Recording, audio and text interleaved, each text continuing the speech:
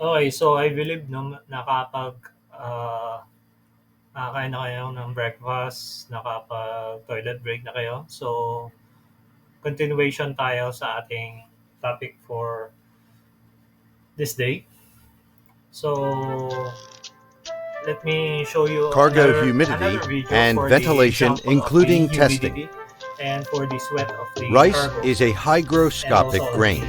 ship This sweat. means that rice So, cargoes first will example absorb natin dito water is from the their surroundings, rice. with the grain swelling and sometimes bursting. However, rice also releases water vapor to the atmosphere and may lose up to 15% of its weight as moisture. This moisture must be removed by ventilation, or the cargo may be damaged. Ventilation is, however, not simply a matter of opening vents and switching on the fans. Okay, so again, Inappropriate sabi ventilation rice will is a itself damage cargo. hygroscopic Ventilation cargo. is appropriate So, only if the hygroscopic dew mamaya point of the air i-ano ko sa outside inyo, the hold is i-discuss what lower is the than that difference of inside the hygroscopic hold. and non-hygroscopic. The ship's crew have a duty to monitor, care for, and protect the cargo during the voyage. In order to demonstrate this care, comprehensive records must be maintained of actions taken regarding cargo storage and condition. Decisions on whether to ventilate or not must be made on the basis of good, accurate information. Temperature readings must be taken for each hold and an outside control position once per watch. The control position should be on the bridge. Thermometers should be placed in a shaded spot on the windward side. They must not be exposed to direct sunlight or to heat from exhausts or other indirect sources. Both wet and dry bulb readings must be obtained at each position, and the dew point temperatures carefully determined. The thermometers in the hold must be waved in the air until the wet bulb temperature is steady. Inaccurate readings will be obtained if this is not done. So here, no, A makita whirling nyo sa loob, psychrometer ayun yung may be pinaka-bridge used if natin. Then space outside the allows. bridge, no, yung tabi ng pintuan, Alternatively, a meron wet tayo and dyan, dry bulb thermometer may be hung in the thermometer. trunking So of a it is hold placed exhaust inside, ventilator. outside The bridge, information and meron din obtained tayo at inside each the bridge. position must be recorded in the ship's cargo record book in the cargo humidity temperature ventilation record.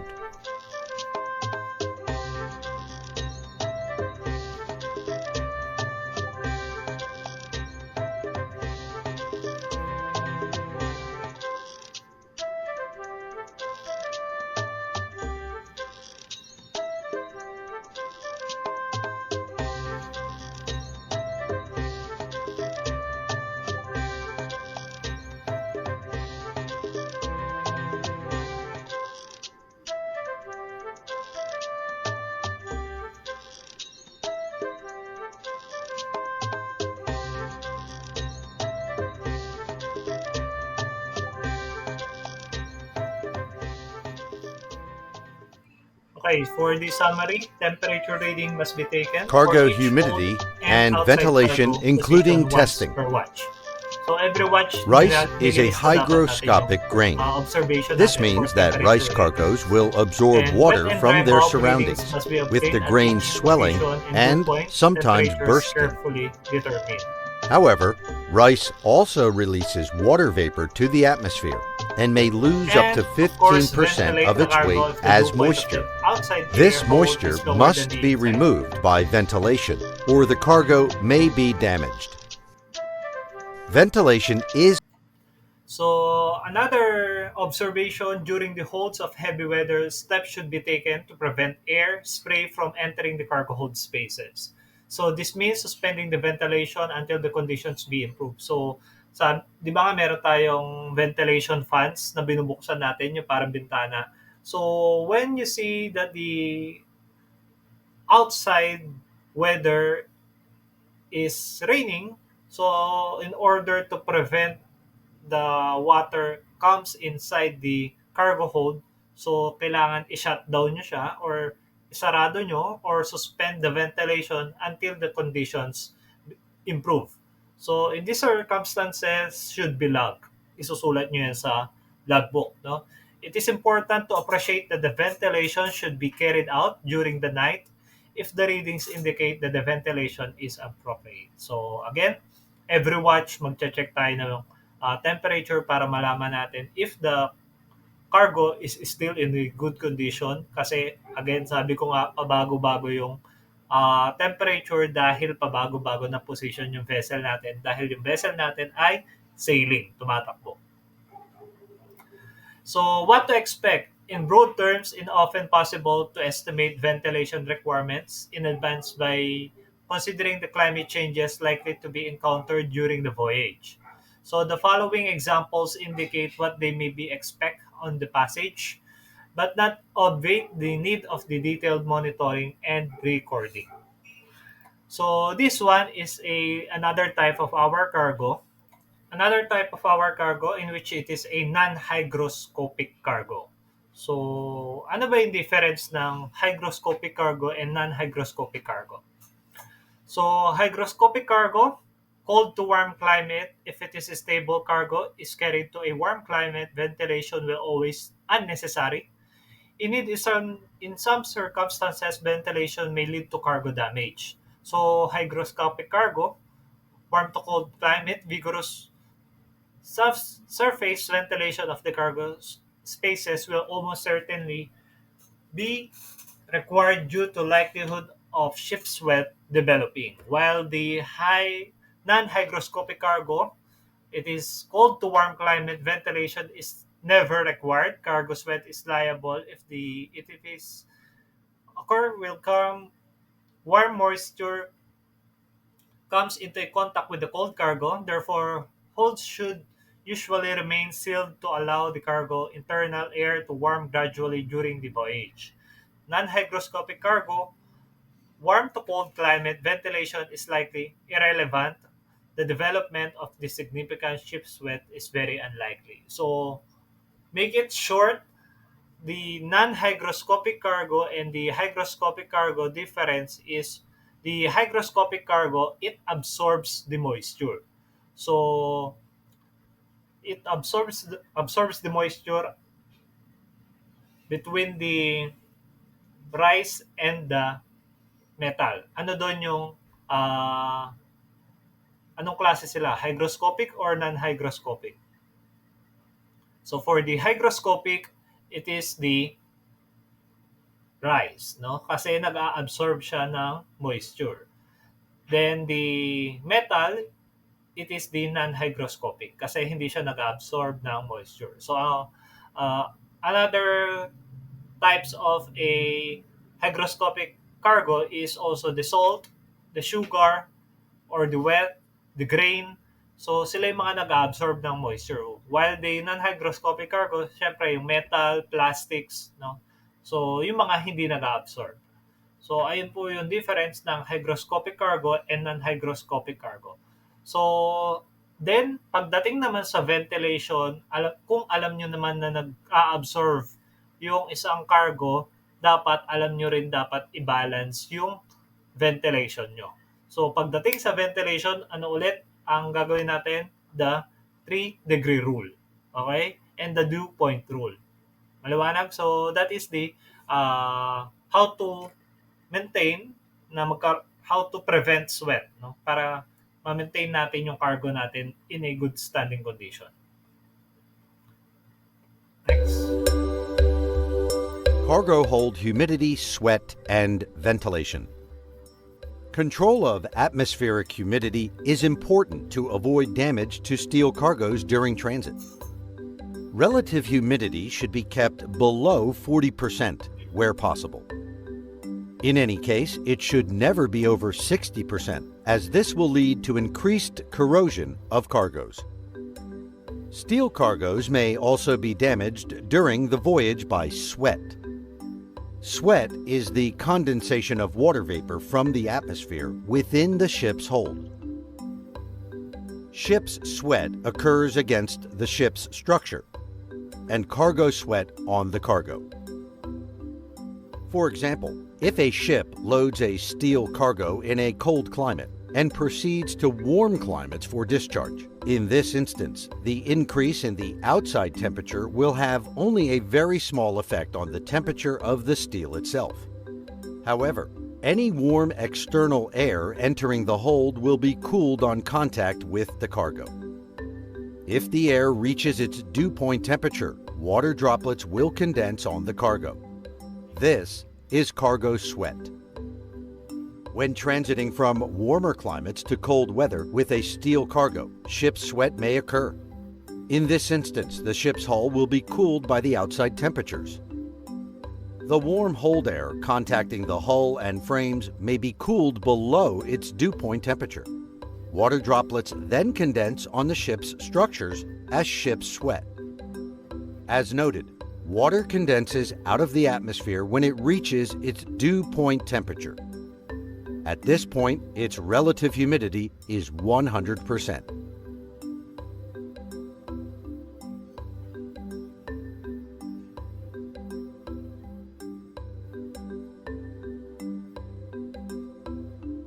However, when relative humidity in any hold is greater than 60%, the formation of rust on cargo is greatly accelerated.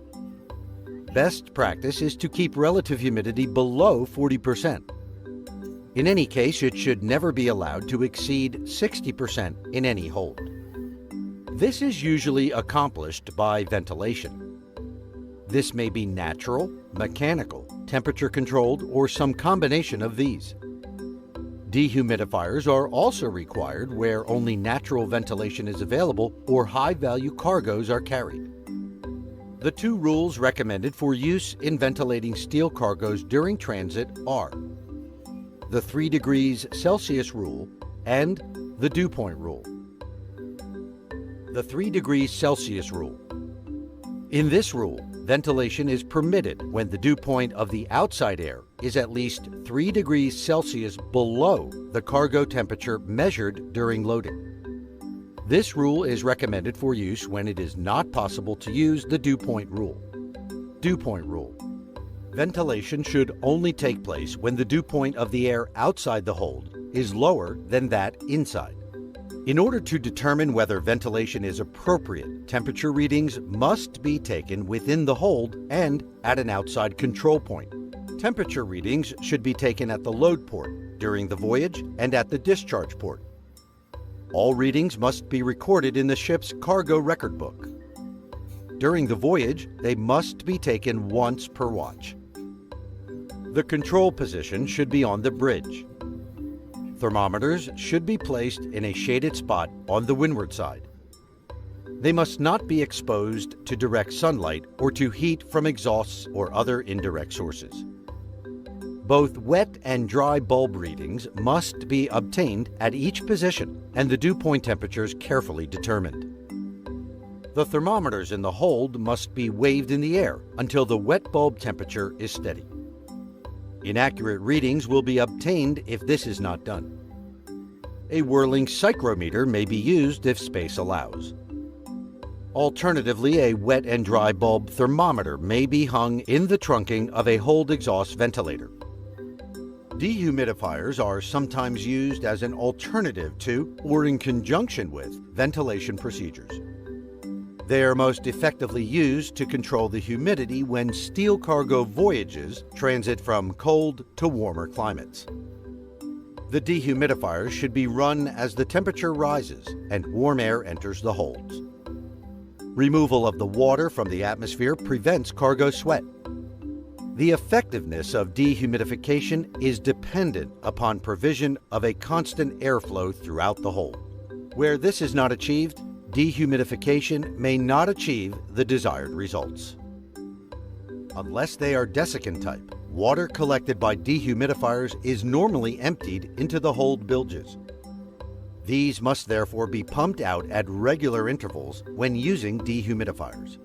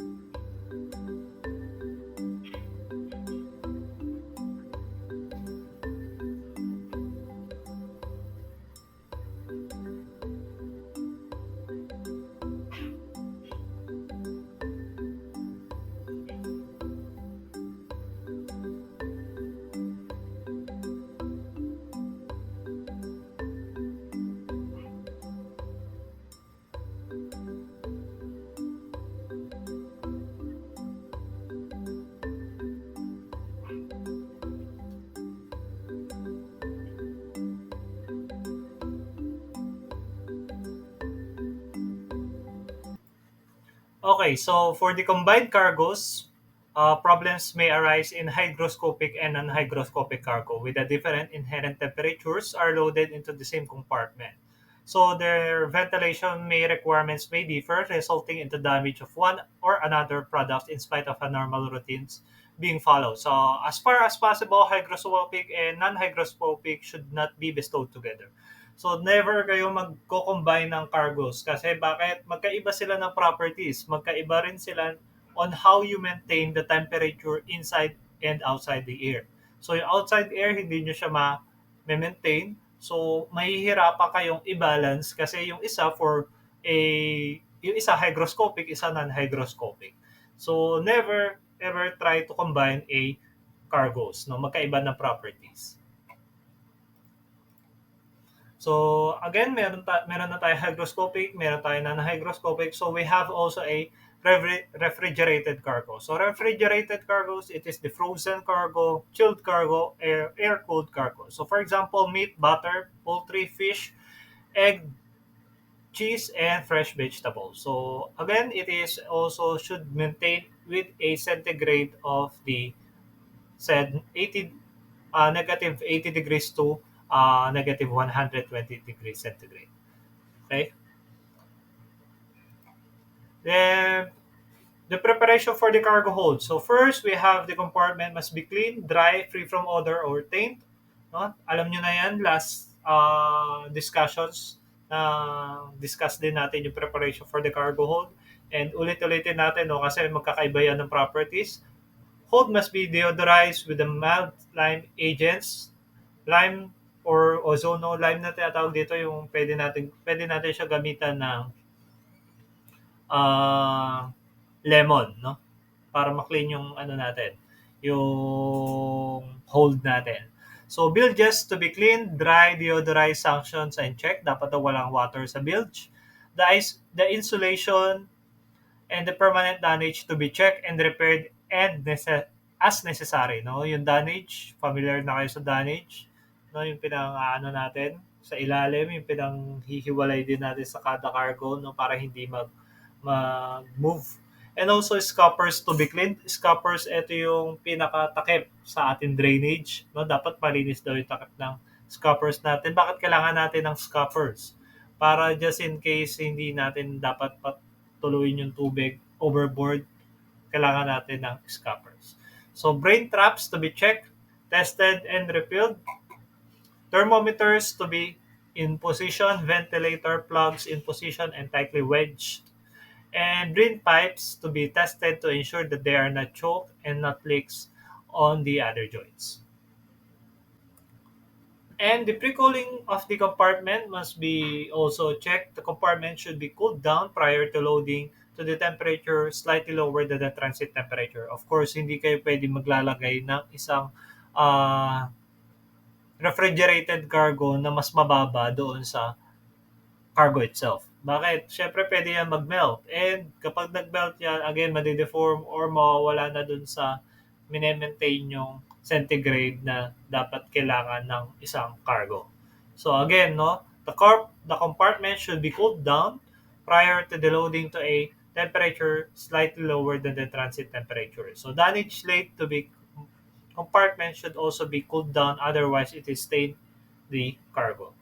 So for our exercises, I will post on our G class, and if there's a question, pwede kayo mag-write sa ating comment section or on our in chat box no para ma-discuss natin yung mga questions nyo. And just wait for the post of the exercises on G class. So that is for today, and thank you very much for listening.